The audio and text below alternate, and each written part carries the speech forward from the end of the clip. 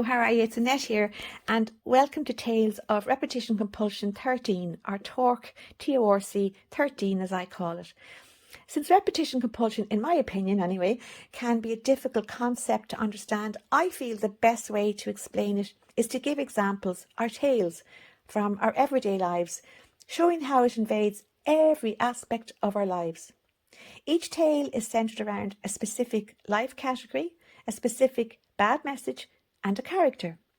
So in today's tale, number 13, the life category is finances or money. The bad message is you are not enough, and the character is Eva. Do you feel you go through your life always feeling that when it comes to money, you're just not worth it, that you're just not worth any money being spent on you? I felt like this for most of my life, but thankfully I managed to find a way to stop what I call this bad message from controlling and ruining parts of my life. My 3 dogs, who I call the 3 wise tales, they're going to show you how I did this at the end of this section. So with money, where does this bad message, you are not enough, where does it come from? Well, children learn what they live, and they are subconsciously programmed to repeat in their adult lives what they learned as a child. What a child learns becomes their normal. It is what they are familiar with. And as adults, we are subconsciously programmed or compelled to gravitate towards what feels normal for us in our adult lives, even if it hurts. So if a child grows up in a toxic or abusive environment, sadly, they will naturally gravitate towards toxic and abusive situations in their adult lives. And this is not the child's or the adult's fault. They are not to blame because they don't even know they are doing this. It's all done subconsciously. So if a child's experience was living in a toxic and abusive environment, they are then destined to recreate this environment in their adult lives. And this is the psychological concept called repetition compulsion. In by we are compelled or programmed to repeat in our adult lives what we learned as children. So in this tale today, number 13, let's look at Eva. When she was a child. She grows up in a family where finances were always a huge issue for drama and anxiety.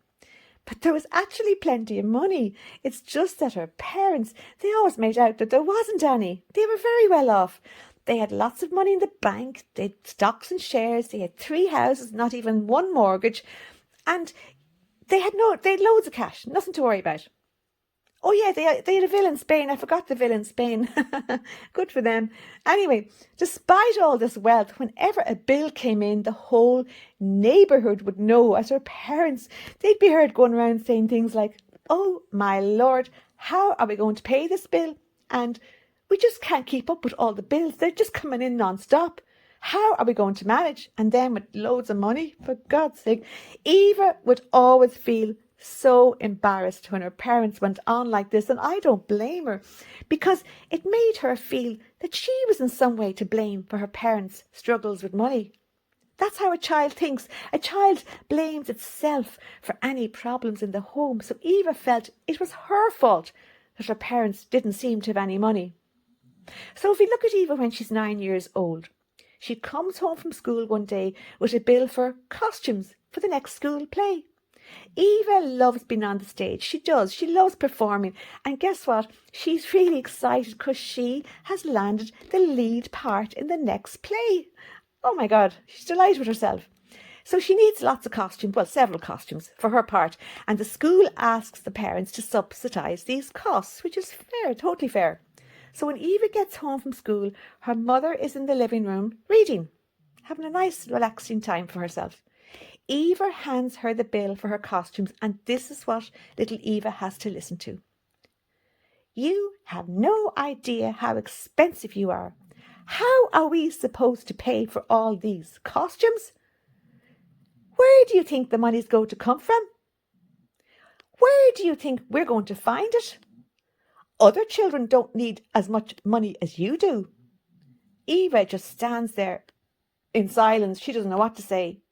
And finally her mother finishes off with, Fine, but don't you dare ask for anything else, as we don't have the money to fund your ridiculous adventures.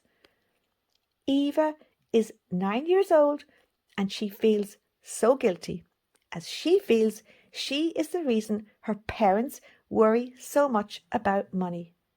But what little Eva doesn't understand is that in her home, money is used to control, to belittle, and to shame.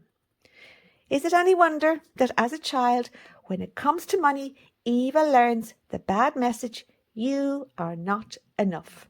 Because any time she asks for money, even if it is just for an ice cream, Eva ends up feeling that she is nothing but a burden for her parents. She feels if she were a good child, she would not cause her parents such stress. She feels she is useless. She feels she is a failure. She feels shame. She feels guilt. And she is only 9 years old.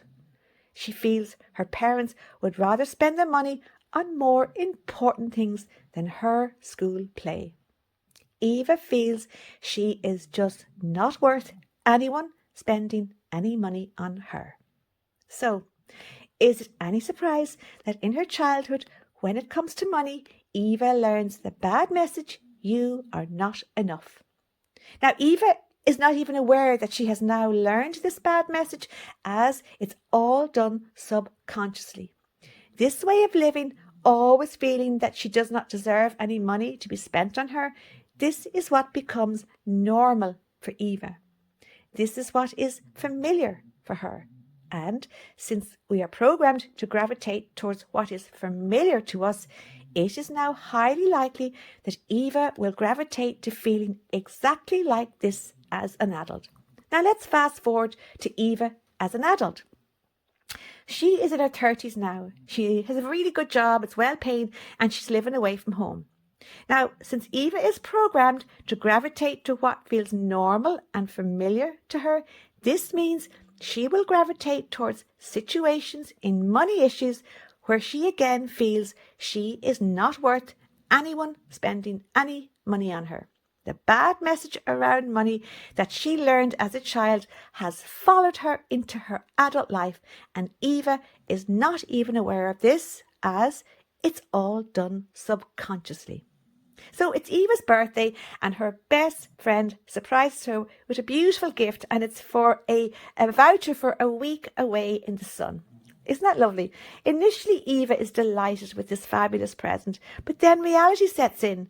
She can't handle this generosity because, sadly, although Eva actually loves the gift, deep down she feels she is not worth her friend spending so much money on her, as she feels she is not enough.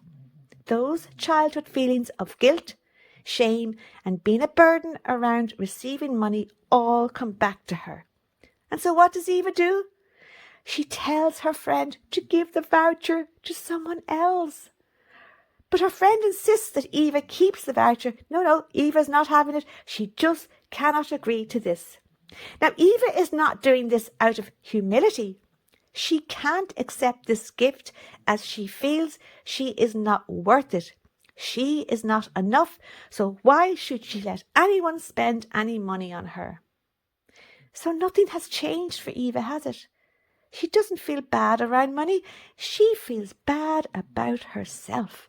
She feels shame and guilt taking a gift. She feels she is a burden to her friend. This is how Eva was made to feel around money when she was a child, and it has followed her into her adult life, and this is repetition compulsion. The past is replayed in the present, not because Eva chooses it, but because the subconscious bad message, you are not enough, is still controlling her behaviour. This is what she learned as a child, and until this is brought into Eva's awareness, she will keep repeating what feels familiar to her, even when it hurts. And now I'm going to hand you over to the three wise tales. These three beauties were a constant support to me when I was trying to extricate myself from toxic and abusive situations, When I finally learned about repetition compulsion and I had to get myself out of bad situations, my dogs were a great support. So I include them in the videos because hopefully they might be of some help and support to you too. And the three of them now are going to tell you the 3 ways to break free from being under the control of the bad messages and repetition compulsion. Thank you for listening. I hope you can't hear Dotty snoring in the background. I just hope you can't hear her. Thanks. Bye-bye. Hello, my name is Petal, and I am the first of the 3 wise tales. Today we're going to show you the 3 ways to break free from the control of 2 toxic hidden forces, and they are the 6 bad messages and repetition compulsion. Now these 2 forces go hand in hand. They feed into each other. When these 2 forces run our lives subconsciously, we are not in control because our subconscious minds are in control. Therefore, we are not the top dog. We are just a cog trapped inside the toxic machinery of these 2 rotten forces. So, that's why the first way to heal is awareness. You see, how can you stop doing something which is subconscious, as in you don't know you are doing it, unless someone makes you aware of what you are doing? And this is why we are here, to make you aware that you may be under the control of these 2 forces. So, awareness is the first step, and no healing can happen without awareness. Awareness means you are finally able to start looking at your adult patterns, realizing now you have been forced or compelled to repeat your toxic and abusive childhood. And you also now know that it is not your fault that you do this, so you are not to blame yourself. The moment you become aware that you are being controlled by these 2 toxic forces, they no longer control you. You control them, as you have moved them from your subconscious mind to your conscious mind. And remember, we can control what is in our conscious mind. Awareness moves you out of being a helpless cog and starts to put you in the position of top dog. And now I'll hand you over to Blossie. He's going to explain to you the second way to break free from the control of the 6 bad messages and repetition compulsion.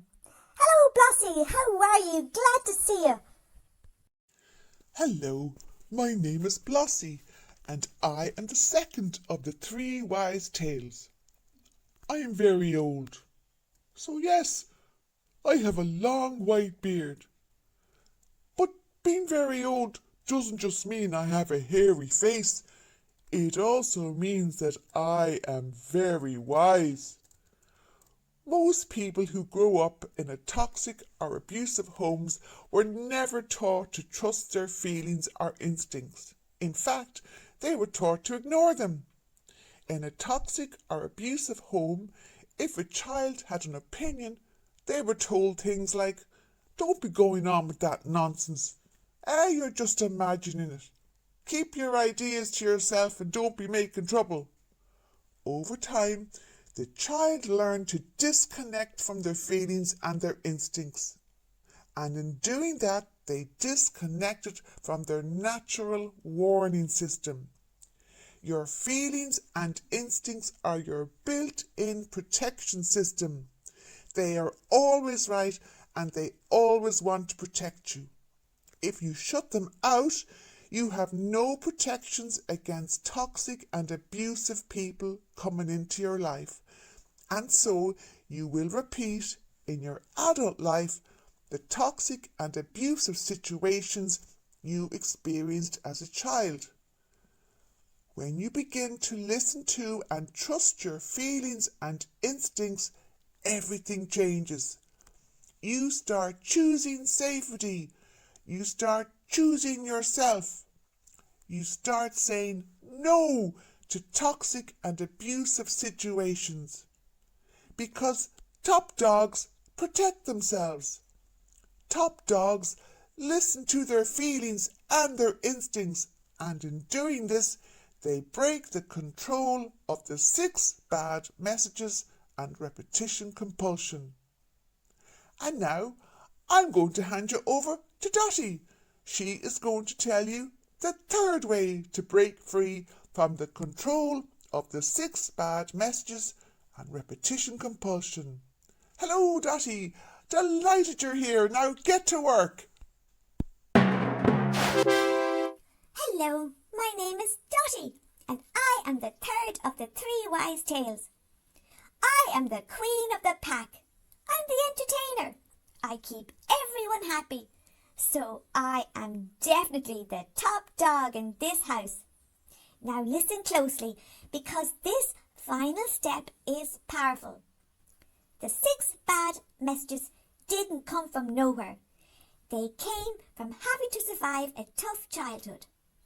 And here's the truth. The 6 bad messages are not facts. They are lies you learned. So, the 3rd way to heal is to nip and flip the bad messages. You catch a bad message, you nip it in the bud, you don't give it airtime, you don't entertain it. Then you flip it to the truth about yourself. You flip the bad message about yourself to a good message about yourself. So, you are not enough becomes I am enough exactly as I am. You are responsible for others, adults, becomes I am only responsible for myself.